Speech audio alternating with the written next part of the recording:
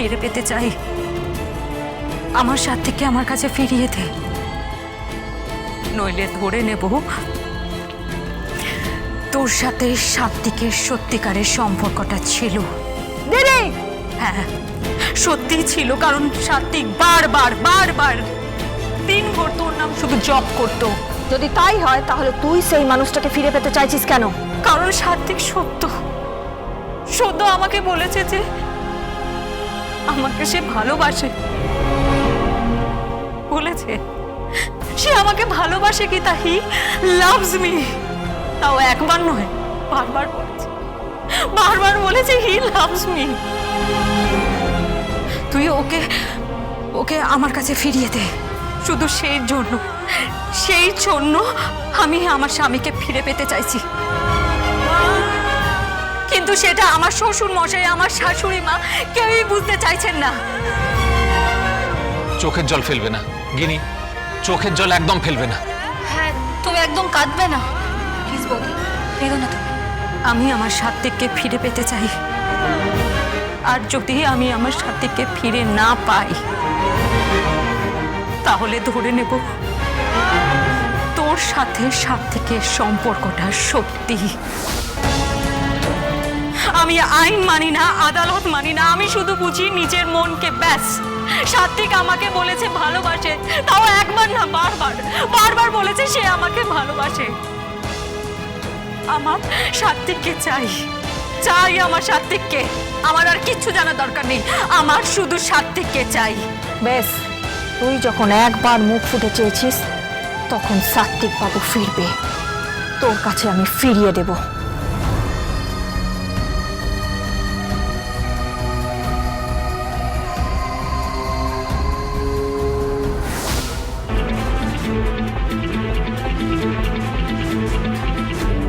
আপনি ফিরে যান। কোথায়?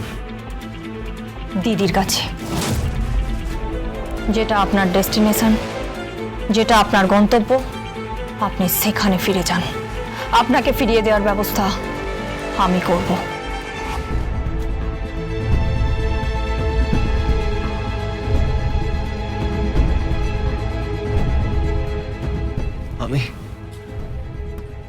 আমি কি করব গীতা? আমি যদি গিনিকে মেনে নি সেটা অভিনয় হবে। আমি আমি আমি গিনিকে কখনো ভালোবাসতে পারবো না, কখনো ভালোবাসতে পারবো না। অনেক অনেক অন্যায় করেছে আমার সঙ্গে, কিছুতেই ভালোবাসতে পারবো না, কিছুতেই না। মিথ্যে পরিচয়ে বিয়ে করেছে, মিথ্যে পরিচয়ে ভালোবেসেছে, সবটা মিথ্যে। মিথ্যের আড়ালে একটা মিথ্যে চরিত্র হয়ে গেছে। আমি মিথ্যে মানতে পারি না। আমার মাথার কুশে ঢুকে গেছে, আমার মাথার কুশে ঢুকে গেছে একটাই নাম, গীতা।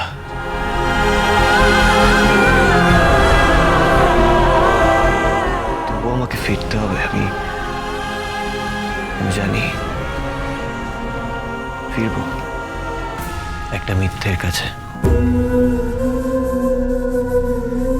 একটা মিথ্যে সম্পর্ক সারা জীবন বয়ে যাব,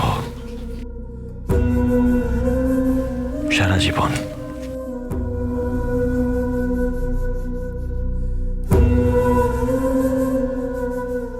সাত্বিক ফিরবে না, এটাই আমার শেষ সিদ্ধান্ত। বর্দা প্লিজ প্লিজ বর্দা, এইভাবে দুটো মানুষের মধ্যে দূরত্ব বাড়িয়ে দিও না, এর ফল ভালো হবে না। এর জন্য পরে তোমাকে অনুশোচনা করতে হবে। প্লিজ পাপা, একটু ভালো পাপা হয়ে দেখাও না। প্রশ্নই নেই। হ্যাঁ, কোনো দরকার নেই। উনি যা সিদ্ধান্ত নিয়েছেন একদম ঠিক সিদ্ধান্ত নিয়েছেন। আমারও তাই মত। উনি যা ভালো বুঝবেন সেটাই করবেন। কেন? দাদাকে আসতে দাও না। প্রশ্নই ওঠে না, একদম আসতে দিও না জেঠু। তুমি যেটা সিদ্ধান্ত নিয়েছো সেটাই ঠিক, সেটাই করো।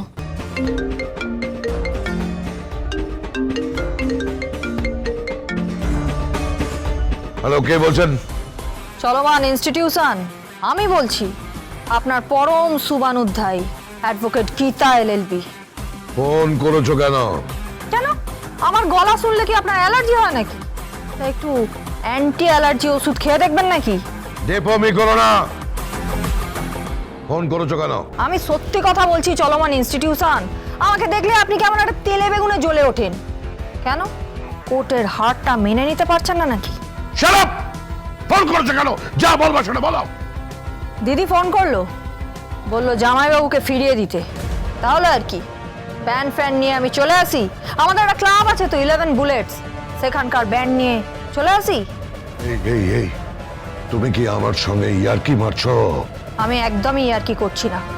আপনি আমার জীবনে এক কঠিন বাস্তব রূপ। বরাবর শুনে এসেছি মেয়ের বাড়ি থেকে মেয়ে ছেলের কাছে যায়, এই প্রথম দেখছি মেয়ের বাড়ি থেকে জামাই যাচ্ছে বাপের বাড়ি। মাঝখানে কোনো রকম গন্ডগোল করবেন না, কোনো রকম বাধা দেওয়ার চেষ্টা করবেন না। আর বাধা টাধা আমি খুব একটা মানি না। সাত্বিক মুখার্জিকে আমি নিজে গিনি মুখার্জির হাতে সমর্পণ করে দেব। তুমি আমাদের ফ্যামিলির ইন্টারনাল ম্যাটারে তুমি ইন্টারফেয়ার করবে না। 100 বার করব, 1000 বার করব, আপনি কিছু করতে পারবেন না। আর ওটা না আমারও ফ্যামিলি। আপনি যদি হন শ্বশুর মশাই, তো আমিও হলাম পুত্রবধূ। এই কিসের পুত্রবধূ? তুমি আগে কোর্টে প্রমাণ করো যে তুমি পুত্রবধূ, তারপর তোমার কথা মেনে নেব। প্রমাণ তো হয়ে যাবে, আপনি কোনো চিন্তা করবেন না।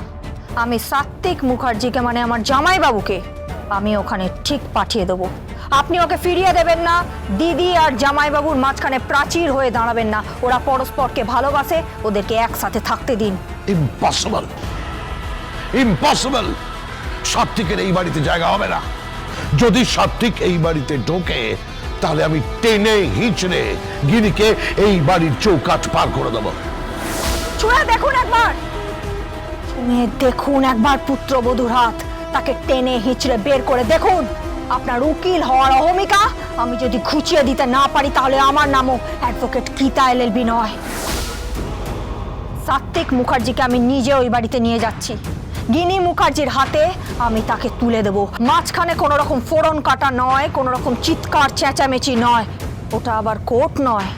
কোর্টের জন্য আপনি আপনার ভারী উঁচু গলাটা তুলে রাখুন। আর আপনি তো জানেন কোর্টের ভেতর আমার মুখ চলে, আর গীতা, হ্যাঁ, আর কোর্টের বাইরে চলে হাত। কখনো কখনো অপরাধীদের মারার জন্য, আবার কখনো কখনো নিরপরাধীদের 2 হাতে রক্ষা করে তাদের বাড়িতে ফিরিয়ে দেওয়ার জন্য এই হাতটা কাজ করে।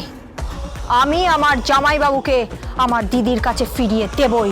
কোর্টের কোনো ডেটের জন্য আমি অপেক্ষা করব না। Good bye.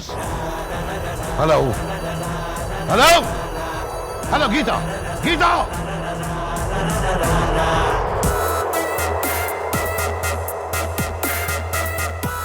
তোমার বোন আমাকে অপমান করছে, কথাটা মাথায় রেখো।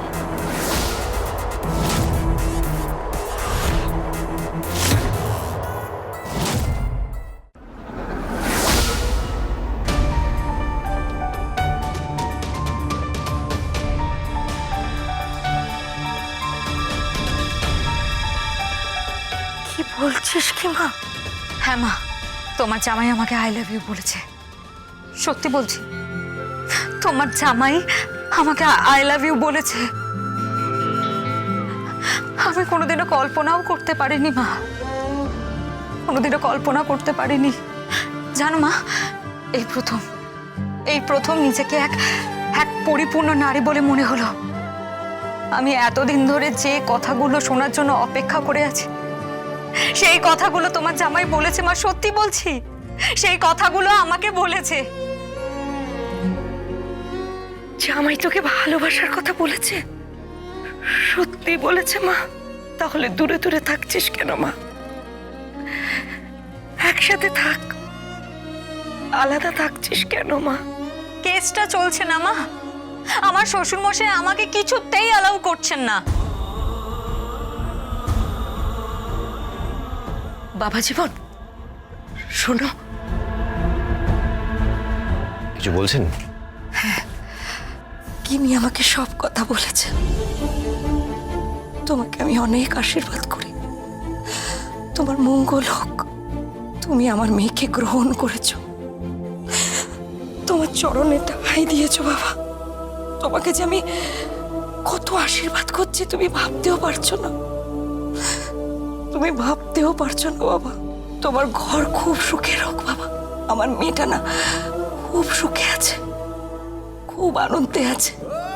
তুমি তো ওকে প্রথমবার ভালোবাসার কথা বলেছো, এই প্রথমবার ওকে ভালোবাসার কথা বললে।